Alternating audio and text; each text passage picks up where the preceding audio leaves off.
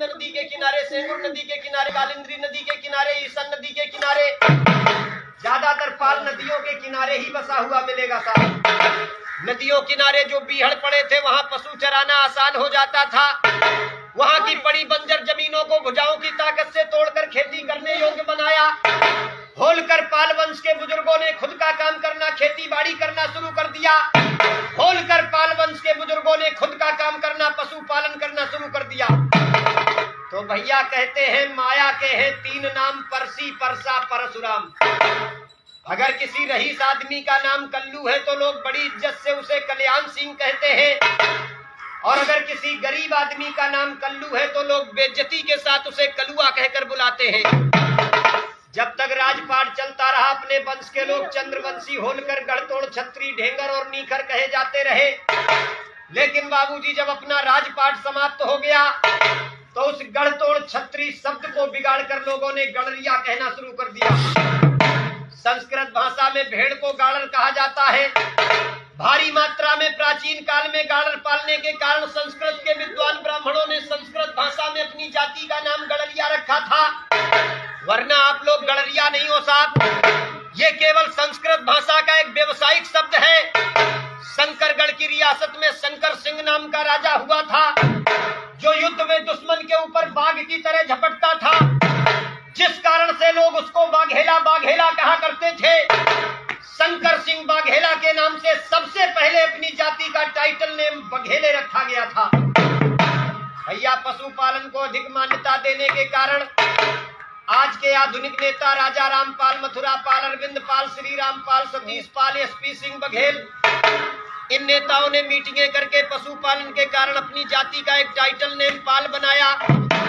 नेताओं का सपना था पूरे देश में बिरादरी पाल लिखेगी तो बिरादरी एक नजर आएगी, लेकिन भैया उनका एक करने का सपना अधूरा रहा। आधे लोगों ने पाल लिखना शुरू कर दिया, आधे लोग अपने आप को धनगर और बघेले ही कहते रहे साहब।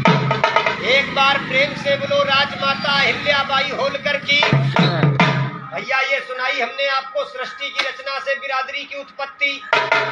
अब 1 मिनट के लिए अपने पाल समाज के नाम बताएंगे।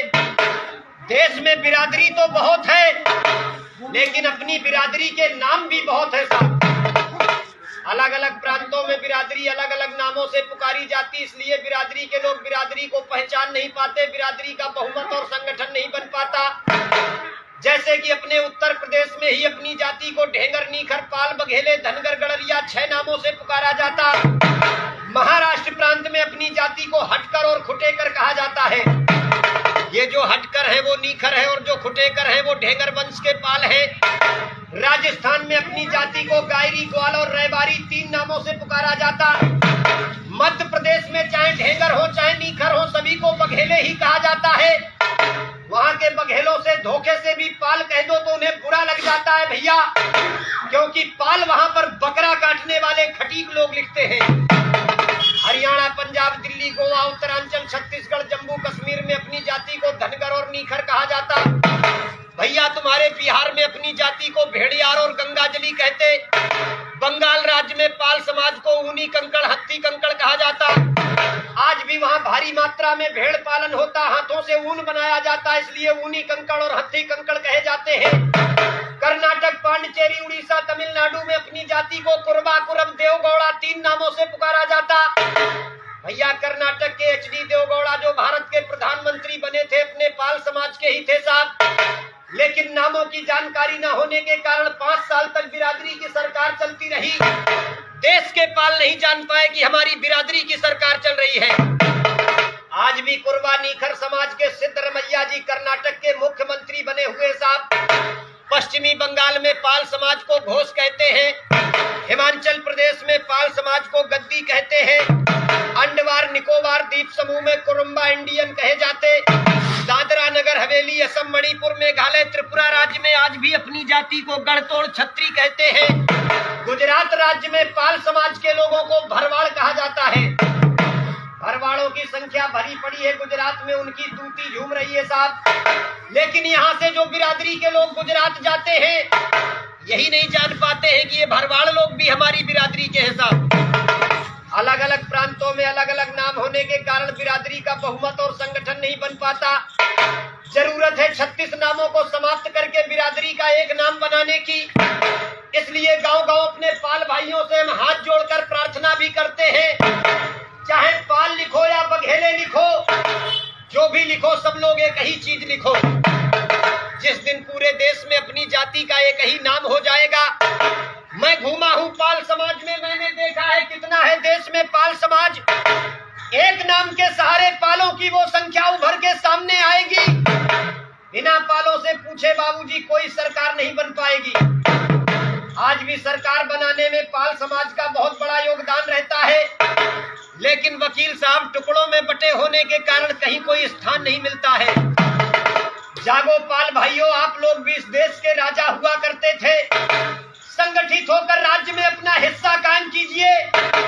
लेकिन पाल समाज में संगठन की बहुत बड़ी कमी है साहब। यादव, घोसी, कमरिया, डढ़ोर, दउआ, ग्वाला कोई भी हो अपने आप को यादव भी कहते।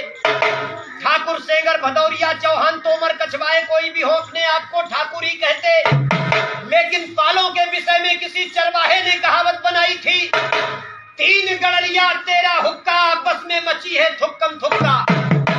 दरवाजे पर कोई बिरादरी का अपरिचित आदमी आ जाए, खूब कहे कि हम बिरादरी के हैं, लेकिन बीड़ी बाद में पिलाएंगे। पहले ये पूछेंगे, ये बताओ तुम नीखर हो कि ढेंगर हो।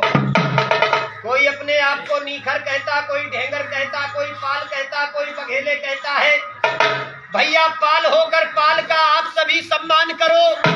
सभी पाल हैं एक हमारे, मत उनका अपमान करो।